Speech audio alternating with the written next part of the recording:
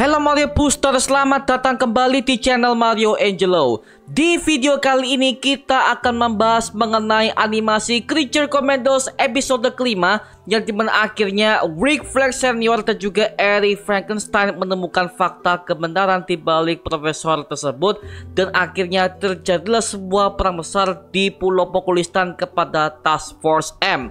Wow, makin kesini makin ke arah politik mengenai animasi Creature Commandos sebagai pembukaan DC Chapter 1 Gods and Monsters milik James Gunn. Makin ngadi-ngadi nih ya. Yuk kita bahas sampai tuntas mengenai episode kelima yang satu ini. So Mario Booster, let's break down this video. Halo, apakah Anda mencari produk sablon yang berkualitas? Ada Mario Angelo Digital Company yang dimana kami menyediakan berbagai macam kaos sablon dan juga mug berkualitas bergambar superhero dengan kualitas yang sangat HD.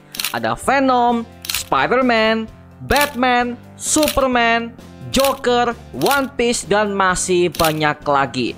Dan tentunya ada banyak diskon yang tersedia untuk kamu loh. Hanya di Mario Angelo Digital Company. Pakai bahan premium, sablon awet, dan juga menggunakan teknologi terkini.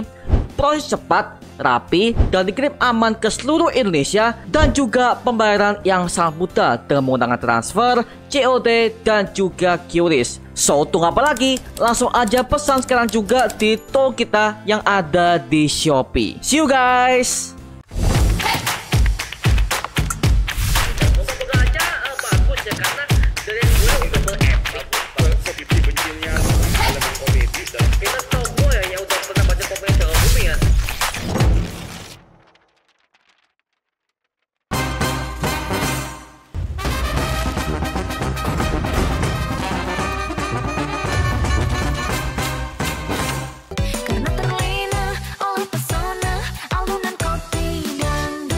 Oke, sebelum kita membreakdown mengenai episode kelima Creature Commandos yang satu ini, kita wajib kasih peringatan spoiler alert terlebih dahulu agar kalian yang belum menonton bisa menikmati cinema experience yang mendalam ketika pertama kali menonton animasi yang satu ini. Linknya udah gue siapkan di kolom deskripsi di bawah. Oke, lanjut. So, hey, how's everybody doing? Good. Like what? This is a class on... I know my contact lens. We find out the truth of this professor. We stop them. Rick Flag Senior yang curiga dengan Profesor McPherson yang merupakan seorang ilmuwan yang ahli dalam bidang ilmu Themyscira. Dan dia pun akhirnya menyelidikinya bersamaan dengan Eric Frankenstein di kampusnya, yang dimana ada satu mahasiswi yang ditanya soal ilmu Themyscira, yang dimana kita bisa melihat dari penampilannya, dari bentuk rambut, pakaian, dan juga wajahnya. Ini adalah gabungan antara tokoh Daphne dan juga Velma dari franchise Scooby-Doo yang merupakan sebuah proyek animasi milik Warner Bros sejak lama, kalau nggak salah di era tahun 1960-an ya. Kemudian dia mengatakan kalau Themyscira ini memiliki sebuah artefak tentang patung Antigone, yang dimana ini adalah patung seorang perempuan yang memiliki sebuah kisah drama tragis yang dialami oleh Antigone sendiri ketika dia nggak patuh kepada tuannya saat dia bersikeras untuk menguburkan saudaranya yang telah meninggal. Dan drama ini akan memiliki sebuah tema seperti kesetiaan dan juga moralitas dan juga keberanian dalam drama tersebut ya. Lalu dia juga mengatakan kalau ada sebuah puisi Apollonia, yang dimana hal ini mengarah kepada Santa Apollonia dari Alexandria yang pernah hidup di tahun 249 sebagai Santa pelindung dokter gigi. Kemudian ketika dia mengajar di sana dengan sikap yang sangat gak senonoh, Rick Flag Senior jadi makin curiga mengenai dia bahwa kemungkinan dia adalah anak buah dari Circe yang menyamar, yang sengaja buat dirinya itu tertangkap untuk mencablah belah kubu manusia. Dan hal ini udah pernah kita breakdown di episode keempat kemarin ya. So tonton dulu aja mengenai breakdown kita kemarin. Lalu mereka berdua bersepakat untuk mengintai kediamannya karena Rick Flag ini benar-benar curiga kepada profesor tersebut, yang dimana sikapnya juga gak senonoh kepada mahasiswa tersebut. Kemudian akhirnya kita dibawa kembali kepada adegan flashback Eric Frankenstein yang membunuh Victor, penciptanya sendiri, karena cemburu. Dan hal ini udah pernah kita breakdown sepenuhnya di episode kedua kemarin, yang dimana itu adalah sebuah kisah awal Eric Frankenstein yang minta kepada Victor untuk menciptakan Frankenstein versi perempuan agar dia bisa memiliki cinta seperti layaknya manusia normal. Dan itu adalah awal permusuhan antara The Bride dan juga Eric Frankenstein selama ratusan tahun lamanya. Kemudian ketika The Bride kabur dari istana, ternyata Eric juga selamat. Dan tiba-tiba dia pingsan dan terjatuh di sebuah kolam hingga akhirnya dia diselamatkan oleh nenek tua yang buta dan juga anjingnya. Sampai akhirnya si Eric ini dirawat oleh nenek itu dan akhirnya dia mempelajari tentang emosi manusia seperti rasa senang, sedih, marah, bahkan tersakiti. Semuanya ia pelajari bersamaan dengan nenek tua itu dan juga anjing setianya. Lalu akhirnya si Eric ini mendapatkan sebuah kabar kalau The Bride ini akhirnya kembali ke Pulau Pokulistan dan dia memutuskan untuk pergi mencari cinta sejatinya, yaitu The Bride yang selama ini menghilang selama ratusan tahun lamanya. Tapi nenek ini akhirnya gak setuju dan berusaha untuk menghalangi jalannya. Sampai-sampai akhirnya Eric Frankenstein memutuskan untuk membunuh nenek ini dengan cara yang sangat tragis dan mengajak anjingnya untuk ikut berpetualang bersamanya untuk mencari sosok The Bride. She does not love you. There are complex mating rituals between... Why can you not face this?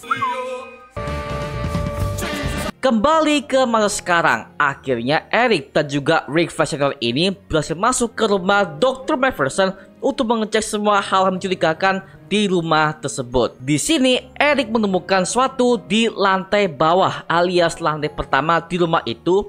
Ada sebuah kepala patung dari Antigone yang dimana hal ini disebutkan oleh mahasiswa tersebut di awal adegan episode kelima tadi. Dan tiba-tiba Rick Fleischer Senior menemukan ada sebuah bercak darah yang keluar dari sebuah pintu di hadapannya, yang dimana ternyata Dr. Macpherson yang asli sudah tewas dengan cara yang sangat mengenaskan. Berarti orang yang muncul di kampus itu adalah metahuman yang bisa menyamar menjadi siapa saja.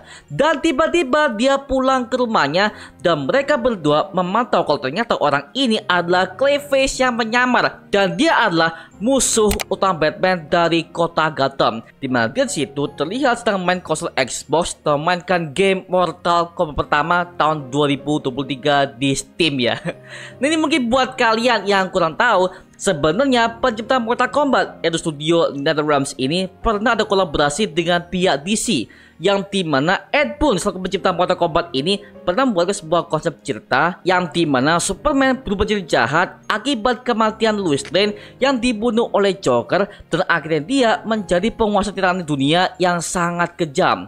Dan akhirnya semua konsep itu ia tuangkan ke dalam sebuah game yang berjudul Injustice God Among Us yang keluar pertama kali di PS3 sampai kepada PS4, yang dimana akhirnya kisah ini melebar ke berbagai macam versi media seperti komik, animasi, bahkan di film DCU-nya Zack Snyder, yang dimana hal ini bisa kita lihat di konsepnya Nightmare Sequence alias mimpi buruk Batman di masa depan alternatif yang akan datang untuk project DCU-nya Zack Snyder. Kemudian akhirnya kita melihat sosok Clayface muncul pertama kali di DCU James Gunn, yang dimana kemarin aja kita mendapatkan sebuah kabar terbaru yang mengatakan kalau Clayface akan dibuatkan film solonya di DCU James Gunn yang punya sebuah tema horor dan juga tragedi. Nama aslinya adalah Basil Karlo, seorang mantan aktor yang mengalami sebuah tragedi yang begitu mengerikan sampai-sampai wajahnya menjadi cacat, yang buat akhirnya dia terjatuh ke sebuah kubah kimia dan menjadi sosok yang mengerikan dengan tubuh yang dipenuhi oleh sebuah tanah liat dan bisa menyamar menjadi siapa saja yang dia inginkan. Clayface pertama kali muncul di komik DC Comics issue nomor 40 yang dirilis pada tahun 1940-an. Nah, sebenarnya Clayface di berbagai macam komik DC itu ada banyak banget. Ada Basil Karlo, ada Matt Hagen, Preston Payne, Sondra Fuller, Cassius Payne, dan juga Peter Melee. Tapi kisah yang paling brutal dan juga mengerikan itu adalah si Basil Karlo, yang diangkat kisahnya di DCU James Gunn mendatang sebagai film solo pertama untuk monster yang ada pada spin-off Batman yang akan ia buat. Jadi intinya kita tunggu aja bagaimana hasil akhirnya mengenai film solo Clayface yang akan dikerjakan oleh James Gunn dan juga pihak Matt Reeves nanti, oke? Lalu akhirnya Rick Flag Senior menghubungi Ilana yang makan di istananya. Dan dia mengatakan kalau Ilana ini sedang dalam keadaan berbahaya yang akan dibantai oleh tim Task Force M atas perintah Amanda Waller dan juga pemerintah Amerika Serikat. Yang dimana akhirnya Ilana memberikan sebuah tugas kepada para pasukannya untuk menghentikan aksi tim Task Force M yang semakin rumit di Pokolistan tersebut. Dan akhirnya terjadi sebuah pertarungan yang penuh darah, brutal dan juga sangat vulgar untuk diperlihatkan. Seperti halnya pada episode ketiga pada kisah asal-usul untuk GI Robot di tahun 1940-an. Beralih ke Clevis di rumahnya, yang dimana akhirnya dia mengetahui kalau ada Rick Flag Senior dan juga Eddie Ferguson yang membobol masuk ke dalam rumah tersebut. Dan dia langsung menyerang mereka berdua dengan kekuatan yang sangat bagus banget dan juga penuh lendir yang sangat menjijikan. Sampai-sampai Rick Flag ini gak berdaya untuk melawan si Clevis yang satu ini. Lalu akhirnya di bagian ending, Rick Flag Senior berhasil diselamatkan oleh si Eddie Ferguson dengan cara menggunakan sebuah kabel listrik di televisi untuk menyetrum tubuhnya sampai dia hancur total di tempat tersebut. Dan juga akhirnya kita menemukan ada sebuah gerakan unik ketika Clevis akan menghancurkan Rick Flag dengan kepalan tangannya, yang dimana akhirnya Clevis mematahkan punggung Rick Flag Senior sampai dia gak berdaya dan juga akhirnya dia terkapar di rumah tersebut. Dan by the way, ini adalah sebuah gerakan yang hampir sama dengan Ben yang telah mematahkan punggung Batman dengan kedua tangannya, yang pertama kali muncul di komik Batman Volume 1 issue nomor 497 yang dirilis pada tahun 1960-an. Dan juga hal ini pernah terlihat di film Dark Knight Rises karya Christopher Nolan tahun 2011 ketika Batman dan juga Bane bertarung di sebuah gorong-gorong bawah tanah yang sangat gelap itu. Nah, pertanyaannya, sejak kapan Clevis ini menyamar menjadi profesor tersebut? Kemungkinan dia udah menyamar semenjak dari episode keempat, yang dimana akhirnya dia memberikan sebuah jawaban kepada Amanda Waller tentang Circe yang seakan-akan dia adalah korban dari rakyat Themyscira. Padahal kenyataannya di versi komiknya dia bertujuan untuk menghancurkan Themyscira dan mencari bantuan di negara Pokolistan untuk menyerang pulau tersebut yang dikuasai oleh Wonder Woman alias Diana Prince. Berarti memang semuanya ini adalah sebuah jebakan yang dipersiapkan oleh Circe untuk semua para manusia, termasuk dengan Amanda Waller yang menjadi kapten tim untuk Creature Commandos yang satu ini. Lalu pertanyaan yang kedua, sejak kapan Clevis ini berkolaborasi dengan penyihir Circe? Teori gue mengatakan kemungkinan Clevis ini dipenjara di sebuah penjara Bell Reef milik Amanda Waller. Dan ketika itu si Circe ini menghampiri penjaranya dan langsung menghipnotis matanya untuk menjadi anak buahnya. Dan hal itu membuat gue callback kepada para pasukan Sons of Themyscira, yang dimana mereka semua akhirnya dihipnotis oleh penyihir Circe untuk menjadi pengikutnya untuk menyerang pulau Themyscira sesuai pada materi komik aslinya. Tapi masalahnya mereka semuanya udah undead semua di episode ketiga Creature Commandos yang dibantai oleh para Task Force M yang sangat brutal itu ya. Jadi kayaknya udah fix ya mengenai sebuah penglihatan yang dilihat oleh Amanda Waller ketika dia udah satu ruangan dengan Circe di episode keempat. Itu semuanya adalah sebuah halusinasi saja yang dibuat sengaja oleh Circe untuk menjatuhkan Amanda Waller dan juga pemerintah Amerika Serikat. Beda halnya dengan visinya Nightmare yang ada pada visinya Snyderverse, yang dimana hal itu semuanya akan terjadi di film JL kedua dan juga JL ketiga sebagai penutup trilogi Snyderverse DCU. Seharusnya ya, lagi-lagi seharusnya. Tapi kenyataannya semua planning itu akhirnya buyar setelah WB udah menghancurkan semuanya. Ya ampun.